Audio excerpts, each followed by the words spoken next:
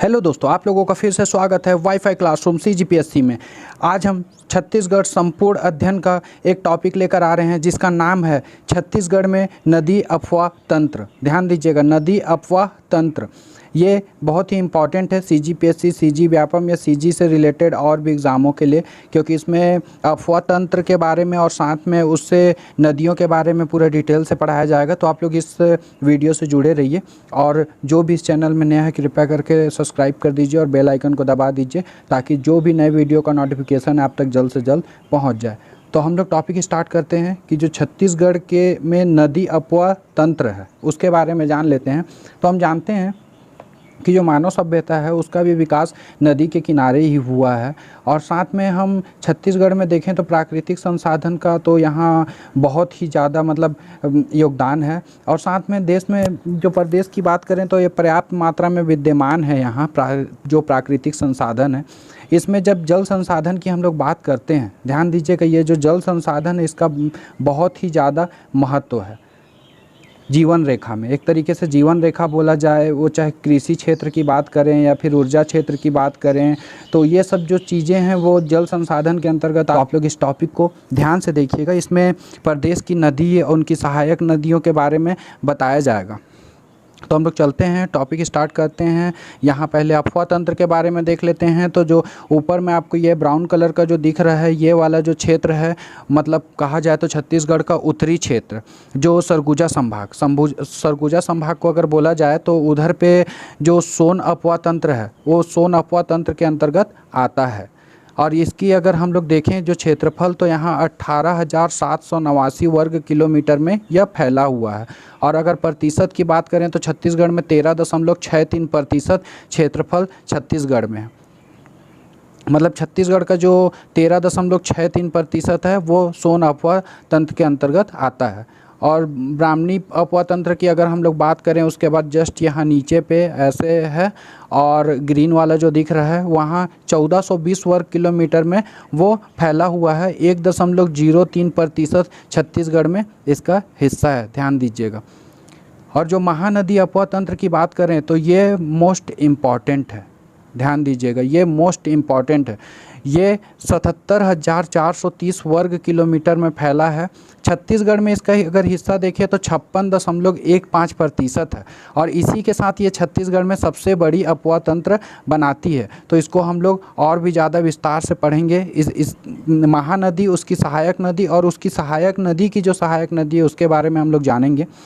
उसी तरीके से यहाँ जो नर्मदा अफवाह तंत्र है वो 750 वर्ग किलोमीटर में फैला हुआ है, जो छत्तीसगढ़ का 0.55% हिस्सा छत्तीसगढ़ में है। ये सबसे छोटा अफवाह तंत्र है छत्तीसगढ़ का, ध्यान दीजिएगा आप लोग। और जो गोदावरी अफवाह तंत्र है, ये गोदावरी यहाँ नीचे में है, ध्यान दीजिएगा, ये नीचे वाला जो हिस्सा है वो गोदावरी अफवाह तंत्र में आता है। ये जो हिस्सा है पूरा इधर का ये आता है महानदी में, यहाँ पास का जो हिस्सा है वो आता है ब्राह्मणी में, यहाँ पास का जो हिस्सा है वो आता है नर्मदा अफवाह तंत्र में। तो गोदावरी अफवाह तंत्र की बात करेंगे तो 36,490 वर्ग किलोमीटर में फैला हुआ है। और छत्तीसगढ़ में 28.64% दूसरा बड़ा अफवाह तंत्र है छत्तीसगढ़ में, ध्यान दीजिएगा। महानदी के बाद दूसरा आता है गोदावरी, उसके बाद तीसरे नंबर पे आता है सोन अफवाह तंत्र, फिर चौथे नंबर पे आता है ब्राह्मणी और फिर पाँचवें नंबर पे आता है नर्मदा अफवाह तंत्र। बहुत बार इसके बारे में एग्ज़ाम में पूछ भी लिए जाते हैं, ध्यान दीजिएगा, अरेंज करने पूछ भी दिया जाएगा, तो आप लोग को पता होना चाहिए। अब हम लोग उसके आगे चलते हैं। यहाँ हम लोग देखते हैं महानदी अफवाह तंत्र, महानदी अफवाह तंत्र, और हम लोग यहाँ देखते हैं ब्राह्मणी अफवाह तंत्र। तो ये जो है वो बहुत छोटा सा है, यहाँ से स्टार्ट होके यहाँ तक का है। इसमें जो शंख नदी है, ये शंख नदी आकर इसमें मिलती है, ध्यान दीजिएगा, और ये हो जाता है ब्राह्मणी अफवाह तंत्र। ये वाला एरिया उसमें उसके अंतर्गत आता है। और हम लोग मुख्य रूप से यहाँ देखते हैं जो महानदी अफवाह तंत्र है, तो ये महानदी अफवाह तंत्र आप लोग देख सकते हैं कितना बड़ा एरिया है। और ये 56.15% है, ध्यान दीजिएगा। छत्तीसगढ़ में इसका जो प्रतिशत जल संग्रहण क्षेत्र आता है वो इतना आता है।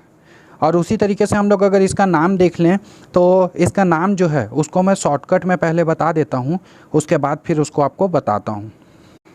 तो इसका जो नामकरण है वो ध्यान दीजिएगा, कनक का नीला चित्र महान हो गया। ध्यान दीजिएगा, कनक का नीला चित्र महान हो गया, मतलब प्राचीन जो नाम था इसका क्या था, कनक नंदिनी। उसके बाद सतयुग में इसे क्या कहा जाता था, तो नीलोत्पला। ध्यान दीजिएगा, सतयुग में नीलोत्पला, तो नीला से नीलोत्पला। और उसके बाद फिर द्वापर युग में क्या कहा जाता था, तो चित्रोत्पला। ध्यान दीजिएगा, तो यहाँ चित्र से चित्रोत्पला बन गया। और फिर वर्तमान में क्या कहा जाता है, महानदी कहा जाता है। तो महान से महानदी, मतलब कनक का नीला चित्र महान हो गया। ध्यान दीजिएगा, ये एक शॉर्टकट ट्रिक है। तो हम लोग अब देखते हैं महानदी अपवा तंत्र का आगे कहाँ से उद्गम हुआ। तो उद्गम स्थल यहाँ आप लोग ध्यान देखिएगा कि यहाँ धमतरी का जो सिहावा पर्वत है, ये सिहावा पर्वत से ही महानदी का उद्गम हुआ है। ध्यान दीजिएगा, इसका उद्गम किससे हुआ है, सिहावा पर्वत। वो सिहावा पर्वत कहाँ है, धमतरी में है। और ये यहाँ से होते हुए, ध्यान दीजिएगा, यहाँ से होते हुए ये जाता है और 9 जिलों को छूता हुआ ये उड़ीसा में निकल जाता है। उड़ीसा में जाने के बाद इधर बे ऑफ बंगाल, जो बंगाल की खाड़ी है, उसमें जाकर गिर जाता है। तो कुल टोटल बंगाल की खाड़ी तक की अगर इसकी हम लोग लंबाई की बात करें तो यहाँ पास 858 किलोमीटर इसकी कुल लंबाई है। लेकिन अगर उद्गम स्थान से छत्तीसगढ़ के बॉर्डर तक, छत्तीसगढ़ के बॉर्डर, उड़ीसा के बॉर्डर तक का अगर हम लोग लंबाई देख लें तो 286 किलोमीटर। मतलब हम ये कह सकते हैं कि छत्तीसगढ़ में बहने वाली, ध्यान दीजिएगा, छत्तीसगढ़ में बहने वाली, तो ये हो जाएगा 286 किलोमीटर। और कुल टोटल अगर पूछा जाए तो 858 किलोमीटर। और तट पे जो जितने भी मतलब प्रवाह क्षेत्र के अंतर आते हैं वो हम लोग देख लेते हैं कि यहाँ धमतरी, उसके बाद ये कांकेर भी आ रहा है, कांकेर के बाद बालोद आ रहा है, बालोद के बाद रायपुर आ रहा है, बलौदाबाजार, महासमुंद, जांजगीर चांपा, रायगढ़, गरियाबंद। तो कितने हो गए कुल टोटल, तो यहाँ कांकेर, गरियाबंद, धमतरी, बालोद, इधर 4 और ऊपर में रायपुर, महासमुंद, बलौदाबाजार, जांजगीर चांपा, रायगढ़, मतलब 5। मतलब कुल टोटल जो 9 हैं, ये 9 ये प्रवाह क्षेत्र के अंतर्गत आते हैं, 9 जिले जो हैं। ध्यान दीजिएगा। और अगर हम लोग बात करें उन जिलों, उन जगहों की जो इसके तट पे है, तो तट पे देखते हैं हम लोग कि कौन कौन से हैं। तो यहाँ पे गरियाबंद के पास एक राजिम पड़ता है। राजिम, ध्यान दीजिएगा, ये एक संगम है जिसको छत्तीसगढ़ का प्रयाग भी बोला जाता है। फिर जब उससे हम लोग आगे चलते हैं तो यह महासमुंद में यहाँ पे हम लोग को मिलता है सिरपुर। ध्यान दीजिएगा, हम लोग को मिलता है महासमुंद में सिरपुर। फिर उसके आगे चलते हैं तो हम लोग को यहाँ मिलता है सिवरी नारायण। सिवरी नारायण भी ध्यान दीजिएगा एक संगम है, जहाँ 2 नदियाँ मिलती है तो एक संगम बनता है, वो मैं अभी आगे आप लोगों को बताऊँगा। उसके बाद यहाँ हम लोग चलते हैं तो आगे हम लोग को क्या मिलता है, यहाँ पास चंद्रपुर। चंद्रपुर में भी एक संगम है, वो संगम अभी हम लोग देखते हैं। तो ध्यान दीजिएगा, ये जो तट पे हैं वो सब शहरों के मैं जो मुख्य रूप से हैं उनके बारे में मैं आप लोगों को यहाँ बता दिया। अब यहाँ हम लोग दक्षिण से उत्तर की तरफ चलते हैं तो देखते हैं यहाँ पे हम लोग कि जो यहाँ पे जा रही है वो दूध नदी, मलाज कुंड की पहाड़ी से दूध नदी निकलकर यहाँ महानदी में मिलती है। कहाँ, कांकेर में। ध्यान दीजिएगा। उसी तरीके से हम लोग इसके आगे चलते हैं। फिर यहाँ धमतरी से निकलकर सिलियारी नदी मिलती है महानदी में। ध्यान दीजिएगा। फिर यहाँ गरियाबंद, गरियाबंद से ये सोदूर नदी जाती है और इधर से एक जो भारतीगढ़ की पहाड़ी है, ध्यान दीजिएगा, गरियाबंद में भारतीगढ़ की पहाड़ी है, वहाँ से पैरी नदी निकलती है और ये पैरी नदी आगे जाती है और सोदूर नदी, पैरी नदी यहाँ मिलते हैं और किसमें, महानदी में। तो एक संगम बनता है, उस संगम को क्या कहते हैं, राजिम। ध्यान दीजिएगा, जिसको छत्तीसगढ़ का प्रयाग भी बोला जाता है। फिर जब हम लोग इसके आगे चलते हैं तो इसके आगे जब हम लोग जाते हैं देखते हैं एक सूखा नदी, सूखा नदी महासमुंद से यहाँ आकर इसमें मिलती है महानदी में। उसके बाद सूखा नदी की अगर हम लोग बात करें, सहायक नदी की, तो यहाँ कोडार नदी, कोडार नदी जो है वो आकर इसमें मिलती है सूखा नदी, फिर सूखा नदी जाकर महानदी में मिल जाती है। फिर उसके आगे चलते हैं तो हम लोग देखते हैं शिशुपाल पर्वत है यहाँ। ये शिशुपाल पर्वत से एक जोक नदी निकलती है जो जाकर कहाँ मिलती है, मिलती है महानदी में। और वही गोडरी पहाड़ी से यहाँ से शिवनाथ नदी आती है और शिवनाथ नदी भी आकर कहाँ मिलती है, जिस जगह पे मिलती है उसको कहा जाता है सिवरी नारायण। ये भी एक संगम है। ध्यान दीजिएगा, ये भी यहाँ शिवनाथ नदी और जोक नदी मिलती है, तब जाकर यहाँ संगम बनता है। फिर उसके आगे हम लोग चलते हैं तो यहाँ हम लोग देखते हैं कि रदन की पहाड़ी है। ये रदन की पहाड़ी से लात नदी निकलती है और इधर से मैन पार्ट से होता हुआ मांड नदी आता है, और ये दोनों जिस जगह पे मिलते हैं महानदी में, वहाँ एक संगम बनता है, और उस संगम का नाम क्या है? चंद्रपुर। ध्यान दीजिएगा, चंद्रपुर। तो ये 3 संगम हो गए, एक राजिम, एक शिवरी नारायण और एक चंद्रपुर। और एक संगम और है जिस जगह पे खैरागढ़ बनता है। खैरागढ़ जो जगह है वहाँ पे भी 3 संगम बनती है। तो हम लोग शिवनाथ नदी का भी नेक्स्ट इसके बाद पढ़ेंगे, उसमें हम लोग देखते हैं उसके बारे में। तो इस वीडियो से आप लोग जुड़े रहिए। उसके बाद हम लोग यहाँ आगे चलते हैं तो हम लोग यहाँ देखते हैं कि जो लुडेंग की पहाड़ी से कैलो नदी आती है और महादेव पाली के पास यहाँ उड़ीसा में वहाँ आकर मिल जाती है महानदी से। उसी तरीके से जसपुर पंडरापाट से ईब नदी निकल कर आती है और ये संबलपुर के समीप आकर महानदी में मिलती है उड़ीसा में। अब हम लोग यहाँ पे एक बात करें, कोरबा से एक बोरई नदी आती है। ये बोरई नदी आकर जांजगीर चांपा में मिलती है। उसी तरीके से यहाँ जो कैमूर पर्वत है, देवगढ़ की पहाड़ी जो बोलते हैं, कोरिया में है, वो कोरिया से ऐसे एक निकल के आता है और जांजगीर चांपा में ये भी महानदी पे मिलता है, जिसको कहा जाता है हसदेव नदी। ध्यान दीजिएगा, हसदेव नदी। तो ये सब बहुत ही इम्पॉर्टेंट है। जो ये शिवनाथ नदी है उसको हम लोग देखते हैं महानदी में मिलती है, तो उससे पहले कितनी उसकी सहायक नदी उससे जुड़े रहती, क्योंकि महानदी और जो उसकी सहायक नदियों में सबसे बड़ी जो सहायक नदी है वो कौन सी है? तो वो है शिवनाथ नदी। ध्यान दीजिएगा। तो हम लोग चलते हैं शिवनाथ की ओर। तो ये जो शिवनाथ नदी है, ये आपके सामने जो दिख रहा है, उसके बारे में हम लोग जानते हैं थोड़ा कि ये जो शिवनाथ नदी है, ध्यान दीजिएगा, ये महाराष्ट्र का गढ़चिरौली जो जगह है वहाँ के गोडरी गांव के गोडरी पहाड़, और इसका जो पूर्व उद्गम स्रोत माना जाता था वो पानाबरस पहाड़ी, अंबागढ़ चौकी, राजनांदगांव कहा जाता था। लेकिन ये गोडरी गांव गढ़चिरौली महाराष्ट्र इसका उद्गम है शिवनाथ का। और ये शिवनाथ यहाँ से जब आती है महानदी में मिलती है, ध्यान दीजिएगा, यहाँ ये इस महानदी में आकर मिलती है, तब तक का हम लोग देखते हैं कि इसके साथ क्या क्या है, कितनी नदियाँ इससे मिलती है। तो सबसे पहले हम लोग देख लेते हैं कि यहाँ ये जब महानदी में मिलती है तब तक की इसकी लंबाई कितनी है? 290 किलोमीटर। ध्यान दीजिएगा। और महानदी का हम लोग देखें तो महानदी का कितना था? 286 किलोमीटर। मतलब अगर बोला जाए कि छत्तीसगढ़ में बहने वाली जो सबसे लंबी नदी है तो कौन सी आएगी? तो ये शिवनाथ नदी आएगी।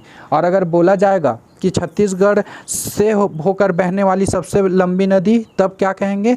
तब कहेंगे महानदी है, कि छत्तीसगढ़ से होकर। और छत्तीसगढ़ में बहने वाली अगर बोला जाए तो शिवनाथ नदी सबसे लंबी नदी होगी। शिवनाथ नदी जब यहाँ से निकलती है उसके बाद एक खरखरा नदी, ध्यान दीजिएगा, सबसे पहले खरखरा नदी आकर इससे मिलता है और ये इसकी पहली सहायक नदी है, खरखरा नदी। ये खरखरा नदी बालोद से इसका उद्गम स्थान है। ध्यान दीजिएगा, बालोद इसका उद्गम स्थान है।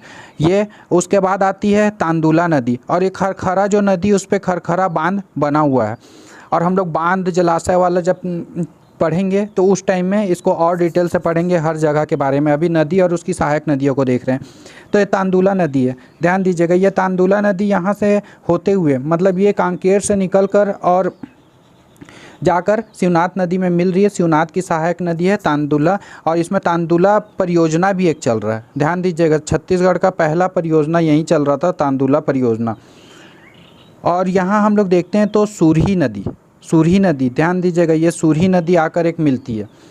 और मैं जो बात कर रहा था यहाँ संगम की, खैरागढ़, ये जो नदी है यहाँ से पहले ये मुस्का नदी, ये आमनेर नदी, ये पिपरिया नदी, ध्यान दीजिएगा, पिपरिया नदी। तो ये तीनों जब नदी मिलकर फिर एक होकर यहाँ से जाकर शिवनाथ में जब मिलते हैं तो यहाँ पास जो संगम है वहाँ पे कौन सा जगह है? तो खैरागढ़ है। ध्यान दीजिएगा, खैरागढ़।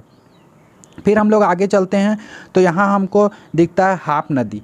ध्यान दीजिएगा, हाप नदी जो कवर्धा से निकलती है, और कवर्धा से निकलकर आकर किस में मिलती है? शिवनाथ नदी में मिलती है। तो शिवनाथ की सहायक नदियाँ हैं। खारून नदी के तट पे रायपुर शहर बसा हुआ है। ध्यान दीजिएगा, खारून नदी के तट पे रायपुर शहर बसा हुआ है। बालोद के पेटेचुआ की पहाड़ी है, वहाँ से निकलकर ये खारून नदी जाकर सोमनाथ जगह है, वहाँ शिवनाथ नदी से मिल जाती है। फिर हम लोग देखते हैं, उसके आगे चलते हैं तो यहाँ मतकू द्वीप है। मतकू द्वीप में जो नदी आकर मिल रही है वो है मनिहारी नदी। ध्यान दीजिएगा कि वो कौन सी नदी है, तो मनिहारी नदी है। वो निकलती है पेंड्रा लोरमी के पठार से, वहाँ से निकल कर आती है। इसमें खुड़िया बांध भी बना हुआ है इस नदी पे, और इसका जो सहायक नदी है वो आगर, टेसुआ, छोटी नर्मदा और घोंघा, ये मनिहारी नदी की सहायक नदियों में आते हैं। उसके आगे चलते हैं तो हम लोग देखते हैं कि एक जमुनिया नदी, ये जमुनिया नदी भी शिवनाथ की सहायक नदी है। एक जगह है मानिक चौरा, ये मानिक चौरा पे मिलता है अरपा नदी आकर शिवनाथ नदी से, और ये अरपा नदी का उद्गम देखेंगे हम लोग तो ये कहाँ से है, तो पेंड्रा, गौरैया पेंड्रा मरवाही से। इसमें भैंसाझार परियोजना चल रहा है अरपा नदी पे, और ये अरपा नदी की सहायक नदी देखेंगे तो यहाँ पास खारंग आता है, खारंग, जिसमें खूटा घाट परियोजना चल रहा है। ध्यान दीजिएगा, बिलासपुर को जल की आपूर्ति भी होती है यहाँ से। फिर हम लोग देखते हैं यहाँ लीलागार, लीलागार कोरबा से निकलकर ये मिलती है शिवनाथ नदी में, और इसी नदी के तट पे है मल्हार। ध्यान दीजिएगा, मल्हार जो है वो इसी नदी के तट पर है। हम लोग देख लेते हैं कि जो मनिहारी नदी है और ये जो बीच की, ये मुंगेली और बिलासपुर जो ज़िला है उसके बीच की सीमा रेखा भी बनाती है। ध्यान दीजिएगा, और जो बिलासपुर ज़िला और जांजगीर चांपा ज़िले का अगर हम लोग देखेंगे तो जो लीलागार नदी है, ये लीलागार नदी ये क्या है, बीच की सीमा रेखा बनाती है। महानदी की सहायक नदी जो शिवनाथ नदी है, मुख्य सहायक नदी शिवनाथ नदी, उसके बारे में हम लोगों ने जाना और उसके सहायक नदियों के बारे में जाना। अब हम देखते हैं जो हसदेव नदी है, हसदेव नदी की सहायक नदियों के बारे में भी यहाँ जान लेते हैं। और हसदेव नदी के बारे में, तो ये जो हसदेव नदी है ये कोरिया ज़िले से निकल कर, ध्यान दीजिएगा, चाक भंगार जो है देवगढ़ की पहाड़ियाँ, वहाँ से निकल कर आती है, और यहाँ कैलो शिलादेही जो जगह है यहाँ पास आके ये किस में मिल जाती है, महानदी में, क्योंकि यह महानदी की सहायक नदी है। ध्यान दीजिएगा, इसमें जो बीच में है ये अमृत धारा पड़ता है, गावर घाट पड़ता है, अकूरी नाला पड़ता है बीच में। ध्यान दीजिएगा, और इसी जो नदी है इसमें हसदो बांगो बांध परियोजना भी चलाया जा रहा है। ध्यान दीजिएगा, जिसको बोला जाता है मिनी माता परियोजना छत्तीसगढ़ में। तो यहाँ पास इसकी हम लोग लंबाई देख लेते हैं, तो जो हसदेव की लंबाई है वो है 176 किलोमीटर। ध्यान दीजिएगा, 176 किलोमीटर इसकी लंबाई है। और अगर हम लोग बात कर लें कि परवा क्षेत्र, तो परवा क्षेत्र वाले जो ज़िले हैं तो ये कोरिया, कोरबा, जांजगीर चांपा, ये इस एरिया में बहते हैं। ये देखिए यहाँ कोरिया, कोरिया के बाद फिर ये आता है कोरबा, कोरबा के बाद फिर यह जांजगीर चांपा में आकर मिल जाता है। तो ये 3 ज़िले हैं, 3 ज़िले को हसदेव नदी परवा क्षेत्र के अंतर्गत आता है। और जो इसकी सहायक नदियां हैं उसके बारे में देख लेते हैं हम लोग कि इसकी सहायक नदी है जो वो चोरनई है, जटाशंकर है, अहिरन है, और उसी तरीके से इधर झिंग, उतेंग और तान, ये जो 6 हैं ये हसदेव की सहायक नदियां हैं। और हसदेव जो घाटी क्षेत्र है वो कोयला खदानों के लिए प्रसिद्ध है। हसदेव में जो रामपुर कोयला क्षेत्र है सरगुजा तक पूरा इसका विस्तृत है। ध्यान दीजिएगा, और नदी जोड़ो परियोजना के तहत अहिरन और खारंग नदी को जोड़ा गया है। ध्यान दीजिएगा, अहिरन और खारंग नदी। हाँ, आप लोग देखेंगे तो जो अरपा नदी की सहायक नदी है खारंग नदी, खारंग नदी, और साथ में किसको जोड़ा गया है, अहिरन नदी, जो कि ये हसदेव नदी की सहायक नदी है। तो मतलब अरपा की खारंग को जोड़ा गया है उसके हसदेव के अहिरन से। ये चीज़ों को आप ध्यान दीजिएगा मैप में। यहाँ देखते हैं कि जो महानदी की सहायक नदी है मांड नदी, उसके बारे में हम लोग देख लेते हैं। तो मांड नदी जो है वो सरगुजा, ध्यान दीजिएगा, सरगुजा के मेन पार्ट से निकलकर और ये आती हुई चंद्रपुर में ये मिल जाती है किससे, महानदी से। तो ये मेन पार्ट भी बहुत ही मतलब अच्छा जगह है जहाँ तिब्बतियों को बसाया गया है, घूमने के बेस पे भी बहुत ही अच्छा है वो मेन पार्ट। और जो इसका उद्गम है मेन पार्ट से हुआ, विसर्जन चंद्रपुर में हुआ है। और इसकी कुल अगर हम लोग लंबाई की बात कर लें तो 155 किलोमीटर इसकी कुल लंबाई है। ध्यान दीजिएगा 155। और प्रवाह क्षेत्र की अगर बात करेंगे तो ये प्रवाह क्षेत्र में कौन कौन से एरिया में आएगा, तो ये आएगा सरगुजा, जसपुर, ध्यान दीजिएगा ये हो गया सरगुजा, ये हो गया जसपुर, ये हो गया रायगढ़, रायगढ़ से होता हुआ जाता है जांजगीर चांपा में जाकर यहाँ मिल जाता है। ध्यान दीजिएगा यहाँ आकर मिल जाता है। तो हम लोग इसमें देखते हैं कि इसकी सहायक जो नदियां हैं, और इसमें ध्यान दीजिएगा जो मांड घाटी कोयला क्षेत्र है वो प्रसिद्ध है, रायगढ़ के पास है मांड घाटी कोयला क्षेत्र। और इसकी जो सहायक नदियां हैं वो सहायक नदियां कोयराज और कुटकुट हैं। ध्यान दीजिएगा कोयराज और कुटकुट। और इसमें सरभंजा जो जलप्रपात है वो इस पर बनाया गया है मांड नदी में। और ये जो है कोयला का सबसे बड़ा भंडार क्षेत्र भी इसको कहा जाता है, जो मांड नदी का ये जो मांड घाटी कोयला क्षेत्र है इसको। हम लोग आगे चलते हैं, देखते हैं कैलो जो कि जाके उड़ीसा में मिलता है। कैलो और ईब नदी जो है वो जाकर उड़ीसा में महानदी से मिलते हैं, जबकि उनका जो उद्गम स्थल है वो उद्गम स्थल छत्तीसगढ़ में है। तो कैलो का देखते हैं तो कैलो का लुडेंग की पहाड़ियाँ जो कि लैलूंगा तहसील रायगढ़ में है, ध्यान दीजिएगा रायगढ़ में। और ये जाकर महादेव पाली जो है उसके समीप जाकर उड़ीसा में मिल जाता है ये कैलो नदी। और इस पे कैलो बांध परियोजना भी चलाया जा रहा है, ध्यान दीजिएगा। स्वर्गीय दिलीप सिंह जुदेव परियोजना भी इसको कहा जाता है। और इसकी सहायक नदियों की बात करें तो कोलडेगा और राजर, ये दो इसकी सहायक नदियां हैं। ध्यान दीजिएगा कि कोलडेगा और यहाँ राजर, ये दोनों इसकी सहायक नदियां हैं। और ईब नदी की अगर हम लोग बात करें तो ईब नदी निकल कर आती है खुर्जा पहाड़ी पंडरापाट जसपुर से। ध्यान दीजिएगा खुर्जा पहाड़ी बोलते हैं पंडरापाट, और यहाँ से निकल के आती है कि वो एक जगह है रानी झूला वहाँ से। और ईब नदी आते हुए कहाँ मिलती है, संबलपुर में मिलती है, ध्यान दीजिएगा संबलपुर में। और जो ये मांड नदी मेन पार्ट से निकल कर आती है और इधर से एक जो लात नदी मिलती है, लात नदी जाकर उसमें मिलती है और चंद्रपुर में यहाँ संगम बनाते हैं जहाँ चंद्रहासिनी माँ और नाथलदाई का मंदिर है, ध्यान दीजिएगा। उसी तरीके से हम लोग आगे चलते हैं तो ये देखते हैं, ये हो गया सोन नदी।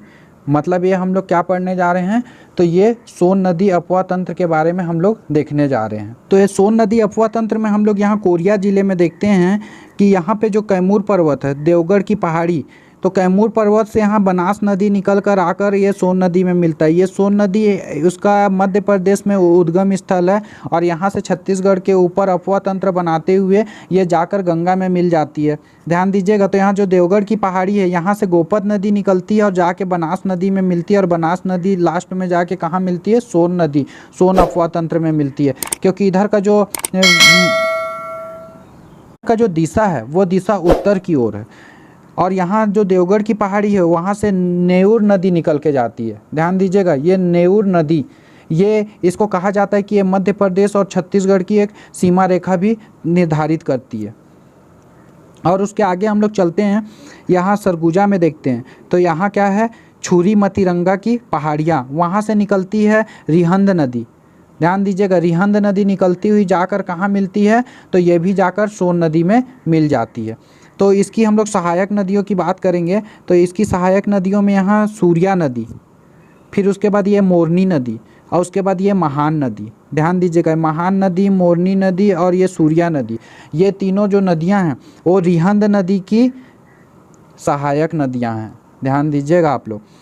उसके आगे हम लोग चलते हैं तो यहाँ पंडरापाट से एक ईब नदी निकलती है जो जाकर संबलपुर के समीप में किससे मिलती है, तो संबलपुर के समीप में जाकर मिल जाती है महानदी से। और एक यहीं से निकलती कन्हार नदी, और ये कन्हार नदी जो है वो जाकर किससे मिल जाती है, सोन नदी से। ध्यान दीजिएगा ये कन्हार नदी है और ये जाकर किससे मिल रही है, सोन नदी से। तो जब हम लोग इसका बात करें कि यहाँ पास चन्नान जो नदी है, एक सिंदूरी, दूसरा और तीसरा जो है पैजन नदी, चौथा है गलफूला नदी। ये जो चार नदियां हैं, ये चार नदियां कन्हार नदी की सहायक नदी है। चन्नान नदी, पैजन नदी, उसके बाद सिंदूर नदी और उसके बाद गलफूला नदी। और कन्हार नदी के तट पे ही डीपाडी बलरामपुर जो पुरातात्विक स्थल है वो यहीं पास उसका डीपाडी बलरामपुर, ध्यान दीजिएगा, डीपाडी बलरामपुर। ये हमेशा एग्ज़ाम में कई बार पूछ लिए जाते हैं, पीएससी के एग्ज़ाम में भी। और कोठार, ये जो कन्हार नदी पे भी कोटली जलप्रपात और चन्नान नदी पे पवई जलप्रपात है, लेकिन उसको हम लोग जलप्रपात वाले हिस्से में देखेंगे। तो उसके आगे हम लोग चलते हैं तो यहाँ पे आता है नर्मदा नदी। नर्मदा नदी मतलब ये कौन से क्षेत्र में आता है, तो नर्मदा अपवा तंत्र के अंतर्गत आता है। ध्यान दीजिएगा कि नर्मदा का जो उद्गम स्थल है वो अमरकंटक है, छत्तीसगढ़ में अपवा तंत्र बनाती है। और छत्तीसगढ़ में इसका अपवा तंत्र की बात करें तो जो सबसे कम अपवा तंत्र बनाती है 0.55% क्षेत्र इसके अपवा तंत्र के अंतर्गत आते हैं। और इसकी दो सहायक नदियाँ हैं, वो दो सहायक नदियाँ, एक है बंजर नदी और एक है ताड़ा नदी। ध्यान दीजिएगा, ये दोनों जो हैं वो कवर्धा ज़िले से ही निकलती है और जाकर नर्मदा नदी में मिल जाती है। तो एक हो गया बंजर नदी और एक हो गया ताड़ा नदी। तो ये दोनों नर्मदा की सहायक नदियां हैं, आप लोग इस चीज़ों को ध्यान दीजिएगा। उसके बाद हम लोग देखते हैं जो गोदावरी अपवा तंत्र है।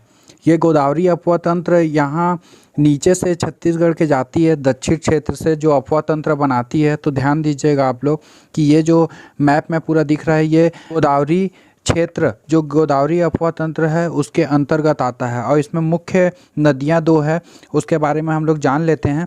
और जो दंडकारण्य पठार का जो ढाल है वो दक्षिण की ओर होने के कारण अधिकांश जो नदियाँ हैं वो जाकर गोदावरी अपवा तंत्र में मिल जाती, गोदावरी नदी में जाकर मिल जाती है। और ये जो गोदावरी अपवा तंत्र है ये सेकेंड नंबर का अपवा तंत्र है। ध्यान दीजिएगा कि देखा जाए तो दूसरे नंबर का सबसे बड़ा अपवा तंत्र यही है। 28.64% जल ग्रहण क्षेत्र ये छत्तीसगढ़ का है इसका, ध्यान दीजिएगा।